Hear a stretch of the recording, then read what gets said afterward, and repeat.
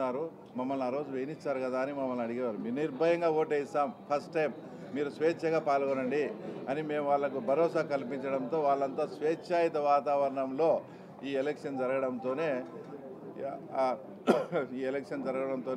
ఈరోజు ఎన్డీఏ కూటమికి ఇంత అద్భుతమైన అవకాశం. ఇంకో పాయింట్, అందరూ కూడా ఇది వాళ్ళకు డిపాజిట్ కూడా రాలేదు అంటే ఇది అని ఏదైనా చిన్న డౌట్ కానీ కన్ఫ్యూజన్ కానీ ఉంటే అది నేను చేస్తా ఇప్పుడు. ఎందుకంటే మేము ఎలక్షన్ పోయినప్పుడు కానీ అక్కడంతా కూడా అందరూ కూడా వాళ్ళ క్యాడర్ అంతా కూడా మాతో టచ్లోకి వచ్చి, సార్ ఈ 5 ఏళ్లలో మమ్మల్ని సర్వనాశనం చేశాడు, ఎగ్జాంపుల్కు పాడా అని చెప్పేసి 200 నుంచి 250 కోట్ల బిల్లులన్నీ పెండింగ్ పెట్టాడు. ఎలక్షన్ అయిపోయి కౌంటింగ్కి మధ్యలో ఆయనకు అవకాశం ఉంటే 400 కోట్లు మెడికల్ హాస్పిటల్కి వేసినాడు. కానీ మేము కార్యకర్తలంతా ఇట్లా ఇబ్బందులు ఉన్నామంటే మా కార్యకర్తలకు కూడా అతను ఇచ్చి సావలేదు. కాబట్టి మేము మొత్తం అతనికి సహకరిస్తాం. అతని అహంకారానికి, అతను ఎక్కడో ఆకాశంలో కూర్చున్నట్టున్నాడు, అతని అహంకారానికి అతను బాగా కొవ్వు పట్టి ఉన్నాడు సార్. మేము ఖచ్చితంగా ఆ కొవ్వును కరిగిస్తాం, ఈసారి ఎలక్షన్స్లో మీకు సపోర్ట్ చేస్తాం అని. ఇంకా అసలు నేనన్నా ఆయనకు అని చెప్తానా, వాళ్ళు మాట్లాడిన మాటలు కానీ యాజ్ ఇట్ ఈజ్ జగన్మోహన్ రెడ్డికి కానీ వినిపిస్తే ఆయన ఆత్మహత్య చేసుకుంటాడు. అలాంటి పదజాలము పులివెందుల వాళ్ళ క్యాడర్ వాడి నాకు సపోర్ట్ చేసినందువల్లనే ఇప్పుడు ఆ తర్వాత ఇంత అద్భుతమైన విజయం.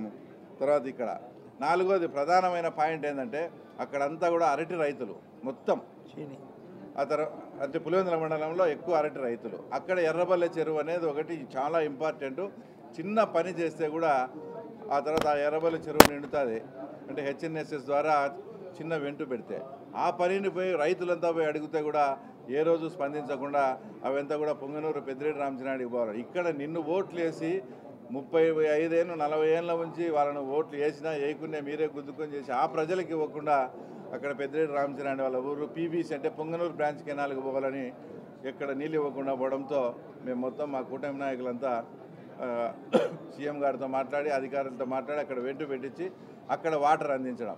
ఈ 4 కారణాల వల్లనే మేము ఊహించిన దానికన్నా కూడా తర్వాత ఎక్కువ మెజార్టీ ఈరోజు ఆ తర్వాత అక్కడ వచ్చింది.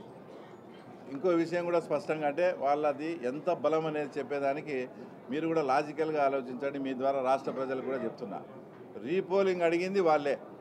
తర్వాత 2 రీపోలింగ్ వచ్చినాయి. రీపోలింగ్ కన్నా ముందు పోలింగ్ అయింది ఒక బూత్లో 400 ఓట్లు పోల్ అయితే రీపోలింగ్ తర్వాత 350 ఓట్లు 360 ఓట్లు పోలైనాయి.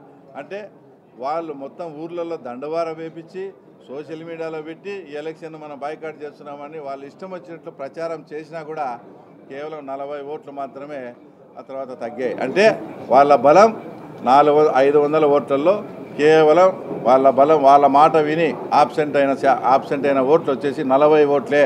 ఇప్పుడు ఆ రకంగా క్యాల్కులేషన్ వేసుకునే కూడా ఖచ్చితంగా వాళ్ళకు వచ్చిన 682 ఓట్లు నిన్న వాళ్ళ ఆబ్సెంట్ అయిన విధానాన్ని బట్టి చూస్తే 2 కరెక్ట్గా టాలీ అవుతున్నాయి. అంటే వాళ్ళ బలం 500 ఓట్లలో వాళ్ళు చెప్తే బాయ్కాట్ చేస్తున్నామని వాళ్ళు చెప్తే వినకుండా అందరూ హాజరైనారు. వాళ్ళ మాట వినింది కేవలం 40 ఓట్లు మాత్రమే అనేది ఆ తర్వాత నేను మీ ద్వారా తెలియజేస్తూ ఉన్నా.